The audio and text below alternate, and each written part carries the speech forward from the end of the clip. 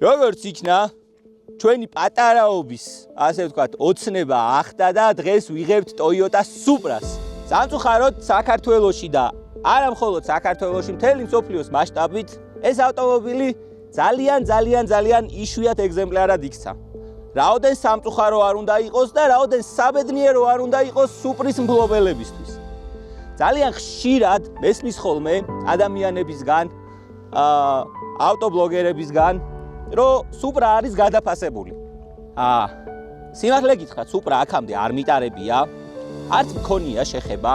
გზაში თუ გადავეყრებოდი ხოლმე, სადმე ისიც 10 წლის წინ, როდესაც საქართველოში ასე თუ ისე დადიოდნენ ეს ავტომობილები და სურათებში და ვიდეოებში თუ ნახავდით ხოლმე. დარწმუნებული ვარ, რომ ჩემნაირი ძალიან ბევრი არის. დაახლოებით 99.9% საქართველოში და კიდევ უფრო მეტი, ვისაც Supra-სთან საერთოდ არანაირი შეხება არ ქონია, საერთოდ არანაირი კავშირი არ ქონია, მაგრამ ძალიან ხშირად ქართველებს გვიყვარს ხოლმე ზედმეტი თავის გამოდება და ჩვენ ხო ყველაფერში პროფესიონალები ვართ და რა თქმა უნდა, ისეთი ავტომობილის განხილვაშიც და ტესტებშიც პროფესიონალები ვართ, რომელიც საერთოდ არ გვიტარებია და საერთოდ არც ვიცით რა არის. 99%-ს ალბათ ლაივში ნანახიც არ აყავს. არ მაქვს საუბარი იმაზე, დაკიდების სისტემა როგორი აქვს, ზარა როგორია, როგორ არის საერთოდ აწყობილი და ასე შემდეგ. მოკლედ, დღეს მეც თქვენთან ერთად პირველად ვატარებ Supra-ს, პირველი შეხება მექნება და გაგიზიარებთ პირველად ემოციებს.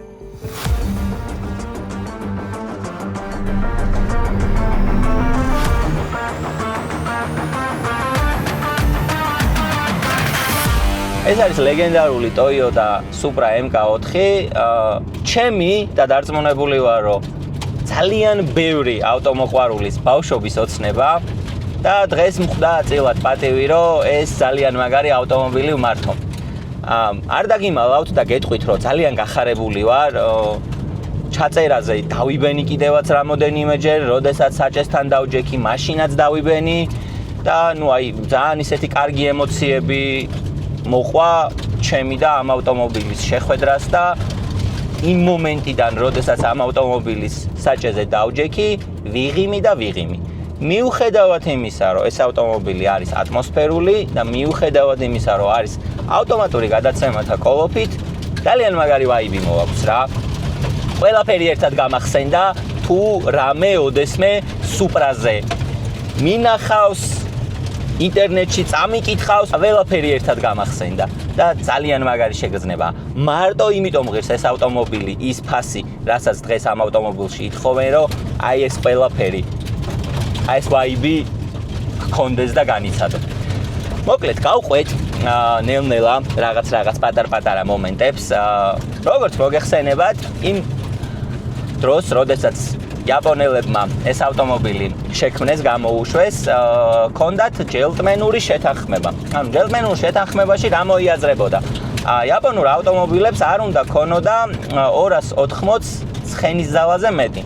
მაგრამ მოდი ისიც ვაღიაროთ, რომ ყველა იმდროინდელ იმ ეპოქის ავტომობილს 280 ცხენზე მეტი ქონდა. იგივე სიტუაცია იყო Nissan-შიც, Toyota-შიც, Mazda-შიც და სხვა ავტომწარმოებლებშიც. ეს ცხენის ძალები ამ ავტომობილს ხალხურ მდგომარეობაში, მექანიკური გადაცემათა კოლოფი, სულ ყველას ყელში ამოსდიოდა, მაგრამ იმ დროსაც კი აი ეს ტუნინგი უკვე რო ფეხს იკიდებდა და ნელ-ნელა ვითარდებოდა, ძალიან პოპულარული იყო. მით უმეტეს Toyota Supra-ს ტუნინგი. მოკლედ, ეს ამხელა ჰაიპი, რაც ამ ავტომობილს უკავშირდება, მოდის Forsage-დან. Forsage-ის პირველი ნაწილიდან, სადაც ის Supra ლეგენდარული, რომელიც Ferrari-ს ასწრებს, რომელიც თავიდან ატმოსფერულია, მერე აწყობენ, იქ რაღაც აი მთელი აქ ფილმი, აი კნოპკას რო დააწვევი და რაღაც ცეცხლებს ყრის და აი ძალიან ემოციური, მაგ ასაკში, როდესაც მაგ ფილმს პირველად უყურე, საერთოდ გაგნებაში არ ვიყავი, რა იყო და რა საკეთებდა. ეგ ფილმი იყო ჩემთვის აი რაღაც ასწაული რა. მაქედან წამოვიდა, შეიძლება ითქვას, ავტომობილებისადმი სიყვარული რა. არა მხოლოდ ჩემი, დარწმუნებული ვარ ძალიან ბევრი ადამიანის. მე ამ ავტომობილის პატრონმა პირობა მომცა, რომ როდესაც ეს ავტომობილი დასრულდება, დაახლოებით 400-500 ცხენის ძალაზე იქნება. კიდევ ერთხელ გადავიღებთ და აი ეს ჩაჭერები, ზანოსი, დრიფტი და რაღაცები იქნება მერე. დღეს კი უბრალოდ ვისაუბროთ იმაზე, როგორია ხარხნული ატმოსფერული ძრავით აღჭურვილი სუპრა. ავტომატიკა გადაცემათა კოლოფით. დიდგორი ნამდვილად შესაფერისი ადგილია იმისთვის, რომ სუპრა გატესტო. ძალიან კარგად იმართება მართლა. სასწაული მართვადობა აქვს ამ ავტომობილს. აი რაღაცა მაკლია რა, მაკლია რომ აი რაღაც ტურბოს ხმა მაკლია, ბლოუ-ოფის ხმა მაკლია. მიუხედავად იმისა, რომ ბლოუ-ოფი დიდად არ მომწონს და უფრო აი ტურბოს ბუნებრივი ხმა უფრო სასიამოვნო არის ჩემთვის, მაგრამ მაინც მაკლია. ჩქარი არ არის ავტომატური გადაცემათა კოლოფით და ატმოსფერულ მდგომარეობაში ეს ავტომობილი, მაგრამ ძალიან მაგარი სამართავია. აი, მართლა ძალიან მაგარი სამართავია.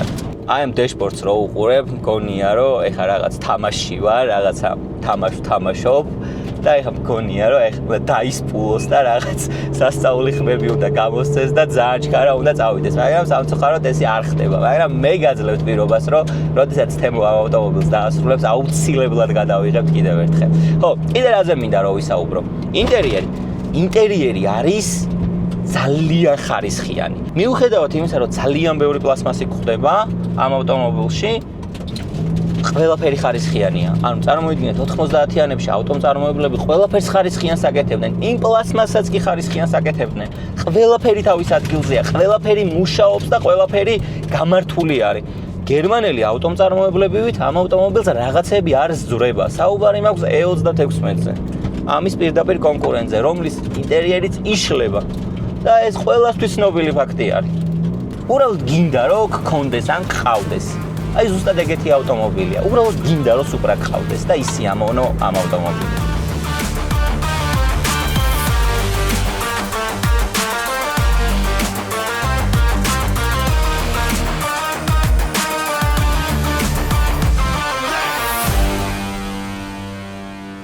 როგორც მოგეხსენებათ, სუპრა არის აღჭურვილი ყველაზე ლეგენდარული ძრავით. 2 JZ-ით. მაგრამ ეხლა აქ რა ხდება? ეს ავტომობილი არის სრულიად ქარხნული. სრულიად ქარხნულში გულისხმობ იმას, რომ არის 2 JZ-ი, ოღონდ ატმოსფერული და არის ავტომატური გადაცემათა კოლოფით. რატომ გადავწყვიტეთ ამ კონდიციაში და სრულიად ქარხნულ მდგომარეობაში ამ ავტომობილის გადაღება? იმიტომ რომ გაკეთებული სუპრები ძალიან ცოტა არის. მე მგონი სულ 1-2 ცალი დადის საქართველოში. დანარჩენი რაც იყო, სულ ყველა გავიდა საქართველოს საზღვრებს გარეთ. 2 JZ-ზე თქვათ, 1-2 სიტყვით რამე, ეს ისეთი ძრავი არის, რომ ალბათ ცალკე გადაცემა შეგვიძლია რომ დაუთმოთ, მაგრამ ოდნავ პატარაზე მიმოვიხილოთ. JZ არის Toyota-ს შექმნილი ერთ-ერთი ლეგენდარული ძრავი. ეს არის ძრავი, რომელიც ყველანაირ ყველაფერს იტანს. ანუ ყველანაირ ყველაფერში გულისხმობ, რომ ქარხნულად ამ ძრავს შეუძლია აიტანოს ძალიან დიდი ბუსტაპი. ქარხნულად ეს ავტომობილები გამოდიოდა twin turbo-თი, ანუ 2 turbo-თი. ხშირ შემთხვევაში პირველი stage-ი, აი რასაც დღეს 21 საუკუნეში უკვე stage-ს ეძახიან, იაპონიაში იყო ხოლმე turbo-ს შეცვლა, single-ზე გადაყვანა და ასე ვთქვათ პატარა ბუსტაპს იაპონელები აკეთებდნენ ხოლმე ფიჯიბექებით. ფიჯიბექი არის მოწყობილობა, რომელიც უბრალოდ ჰაერის და ბენზინის ნაზავს არეგულირებს. იყო ხოლმე Apex-ი, იყო ხოლმე სხვადასხვა ბრენდები და ეს იყო ამ ავტომობილის იმდროინდელი stage 1. ასევე იყო ხოლმე Apex-ის standalone კომპიუტერი, ეს ცოტა მერე გამოვიდა და ესე დაიწყო ამ ავტომობილის ტიუნინგი. დღეს უკვე 21 საუკუნეში ეს სფერო ძალიან მაგრად განვითარდა, ძალიან ბევრი მწარმოებელი არის, რომელიც ძალიან მაგარ კომპიუტერებს აწარმოებს. არის მწარმოებლები, რომლებიც ძრავის შიგნეულობას აწარმოებს, Porsche-ს, Chaton-ს და აი ყველაფერს რო თავი დავანებოთ, ბილეთ ბლოკებს აწარმოებენ და ძალიან ბევრი ცხენების ამოღება შეიძლება 2 JZ-დან. მოკლედ, ავტოსპორტს და 2 JZ-საც შევეხოთ, drag racing-ი, დრიფტი, მოკლედ ყველაფერში გამოიყენება 2 JZ-ი.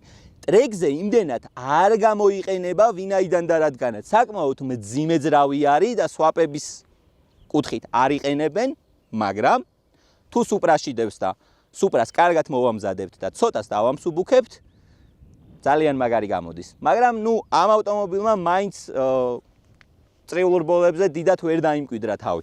ვიზუალზეც ვისაუბროთ. აი რა ვთქვა, უბრალოდ ძალიან მომწონს. ძალიან ლამაზი არის. ხარხულ მდგომარეობაშიც კი ძალიან ლამაზი არის. აი, რომელი მხრიდანაც არ უნდა შეხედო, ყველა მხრიდან არის იდეალური. ულამაზესი ცხვირი, გვერდიდან ძალიან ლამაზია. ნუ, უკანა ნაწილზე არ მაქვს საერთოდ საუბარი. მე ძალიან მომწონს.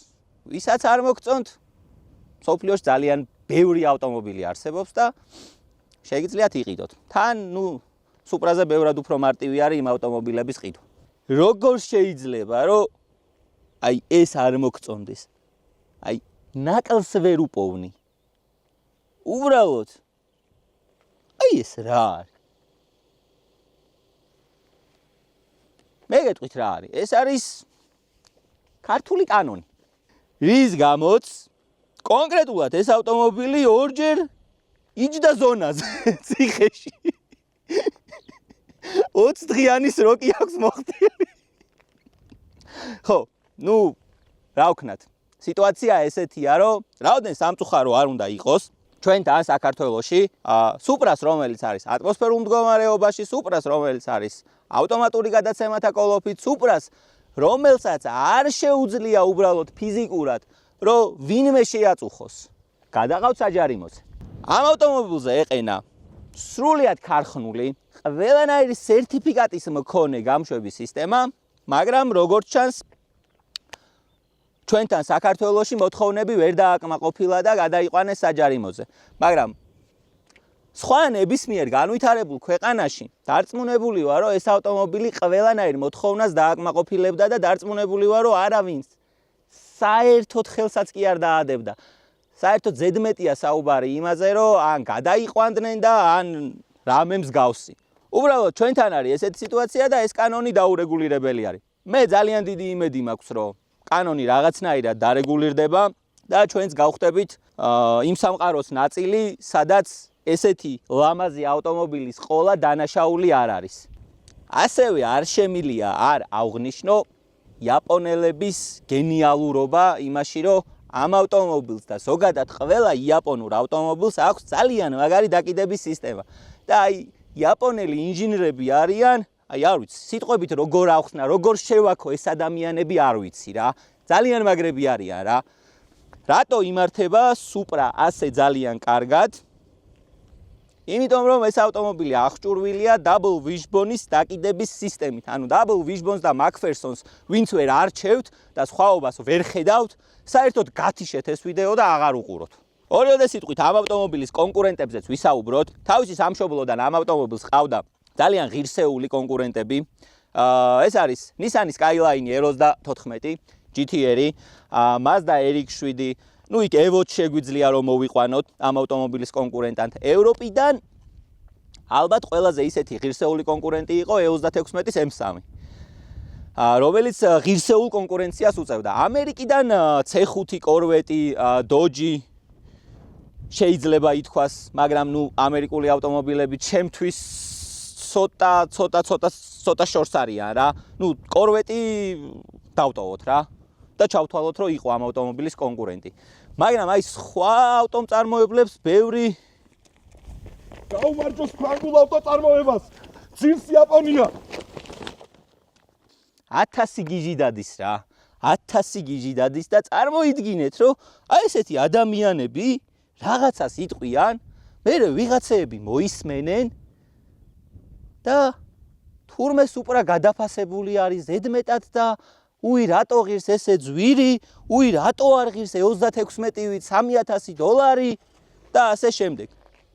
იმიტომ არ ღირს E36-ვით $3000, რომ ძალიან ცოტა არის გამოშვებული. არ არის ეს ავტომობილი ესე მასიურად წარმოებული. შესაბამისად, ჩემი აზრით, ეს ავტომობილი ღირს ზუსტად იმდენი, რამდენიც უნდა ღირდეს და ყავს ზუსტად იმ ადამიანებს, ვისაც უნდა ყავდეს.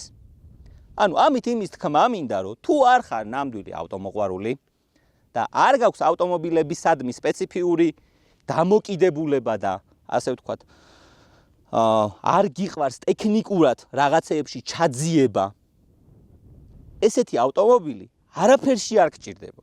თუ ხარ ფსევდო ავტომოყვარული, წახვალ და რაღაც ისეთ ავტომობილს იყიდი, რაც ძალიან ბევრია გამოშვებული და რაც მოდი ბჭყალებში ასე ვთქვათ, რომ მოდაში არის. ანუ ამით იმის თქმა მინდა, რომ Supra არის ისეთი ადამიანების ავტომობილი, ვისაც ნამდვილად უყვარს ძველი იაპონური ავტომობილები და არის ნამდვილი ავტომოყვარული.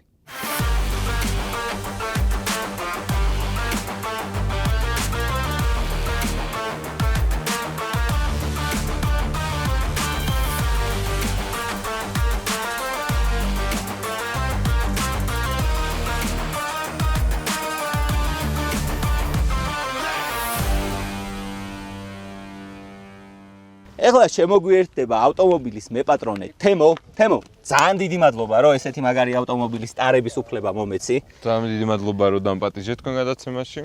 მე ვიცი, რომ შენ გყავდა საერთოდ ახალი Supra. კი ბატონო. რომელიც გაყიდე? კი ბატონო. და იყიდე ძველი ავტომობილი, ძველი Supra. რა თქმა უნდა. MK4. აი, როგორ მიხვედი ამ გადაწყვეტილებამდე? პირდაპირ რო გითხრა, არც დავფიქრებულ ვარ. ამანქანის კიდევ ზოგადად გადავწყვიტე და გადაწყდა იქიდან გამომდინარე, რომ არ ვიცი ხა რამდენად თქვა, აი რაღაცა რამდენი დღით ადრე წინათ გრძნობა მქონდა, რომ სადღაც უეჭველი ახლა უნდა გამოჩნდეს ძველი Supra გასაყიდად მეთქი და ახალი Supra-ს გაყიდვა დაახლოებით გადავწყვიტე ამ მანქანის აღმოჩენიდან 10 წუთში. სიმართლე რო გითხრა. ხო. ძალიან საინტერესო და სახალისო ისტორია აქვს ამ მანქანის შეძენას. თავდაპირველად ეს მანქანა აღმოაჩინე TikTok-ზე, ერთ-ერთ კარსპოტინგ გვერდზედო. მოგეხსენება ხა კარსპოტერი ბავშვები ძალიან ბევრი არიან და მივწერე ამ ფოტოების ავტორს, სად არის ეს მანქანა, მაინტერესებდა და ესეთი პასუხი დამიბრუნა, რომ მეო ვერ გეტყვიო სად არისო, იმიტომ რომ შენ მიხვალო, გადაიღებ ამ მანქანასო და არ მაწყობს. კი რაც კონკურენცია. რაც გადავიღებ, მეთქი მანქანა მაინტერესებს, შეძენა მინდა და აიოავლაბარშიაო და წადიო მოძებნეო. ეც რა თქმა უნდა, წავედი ახლა არ დავიზარე, დაახლოებით 2 დღიანი სიარულის მერე. მივაგენი ამ მანქანას ერთ-ერთი სახლის უკან იდგა და გადაფარებული ქონდა მანქანის გადასაფარებელი და ესე დამალული იყო 2016 წლის მერე ქონდა 300 კილომეტრი გავიგე. იმის მერე იდგა სადღაც 9 წელი იყო და უკოქავ. წამოვიყვანეთ სახელოსნოში შევამოწმეთ ყველაფერი, ძრავი და უკოქეთ თქვენით. ერთადერთი რაც იყო ამ მანქანაზე შესაძლებელი იყო ბენზინის ნასოსი. დაიქოქა და იმის მერე აი დღემდე რო იკატავე მე მგონი მოგეწონა და ხო რაღაცეები შევცვალე. მე როგორც ვიცი, შენ ასევე გაქვს შენი YouTube არხი და აპირებ ამ ავტომობილის ყოველი დეტალი, ასე ვთქვათ, რასაც გააკეთებ, როგორ გააკეთებ, ვისთან გააკეთებ, რომ გადაიღო. თავისთავად. თავიდან YouTube არხი მე დავიწყე ძველი ახალი Supra-ით MK5-ით, სადაც პირველი ვიდეო დავდე ძალიან მარტივი ტესტი, თუ რას გვიცვლი და დაუნფაიფი და ფილტრის შეცვლა. მერე ვაპირებდი ამ ახალი Supra-ის ტუნინგის გაგრძელებას, კომპიუტერის გახსნას, მაგრამ ხან ესეთი გადაწყვეტილება მივიღე, რომ გადმოვედი ძველ Supra-ზე. პირველი ეპიზოდი უკვე მიდევს YouTube არხზე, სადაც ყვები ამ მანქანის დეტალური ისტორია, საიდან წამოვიყვანეთ, ყველა კადრი არის, რა დღეში იყო, როგორ გამოიყურებოდა. YouTube-ზე მოკლე ვიდეოში მოვყევი ამ მანქანის სრული ისტორია, ვაჩვენე ყველა კადრი, ყველა ეტაპი თუ როგორ და რა გაიარა რესტავრირების და ეხლა უკვე იგეგმება პირველ რიგში ამ მანქანის გამექანიკება, რაც უნდა დაიდოს YouTube არხზე და შემდეგ უკვე მივადგებით ძრავს, სადაც დავაყენებთ საკმაოდ დიდ ტურბოს, შევცვლით ძალიან ბევრ ნაწილს და კაპოტს რო ავხდით, ამაყად ვიქნებით და რაღაც ტრამბლიორი არ დაგვხვდება შენში. ანუ მალე სტუტუტუს გააკეთებს. კი, აუცილებლად. იმიტომ რომ ეს 4 სიჩქარიანი კოლოფი რაც არის, საკმაოდ ძველი ტექნოლოგიაა, ნელია, არც სასიამოვნო სატარებელია და ნუ ცხენების რაოდენობაც საკმაოდ ცოტაა, ძალიან ნელია, სიუცლის ვასწრებ და აი Renault-თან როგორ ივლის საინტერესოა. ხო, მონაცემებით იგივე ცხენი გვაქვს მე და კონკრეტულ Renault-ს და შეგვიძლია რაღაცა ვცადოთ. ხო. თემო, ძალიან დიდი მადლობა რომ გვათხოვე ავტომობილი. მე წარმატებას გისურვებ შენს და Supra-საც. გაიხარე. ერთობლივ პროექტში. გამოიწერეთ თემოს YouTube არხი, თუ გაინტერესებთ ამ ავტომობილის მომავალი და როგორი გახდება ამის შემდეგ, ასე ვთქვათ. დღეს რა მდგომარეობაში არის ყველანი ხედავთ და მოკლედ თვალი ადევნეთ რა. ძალიან საინტერესო პროექტს გვპირდება თემო.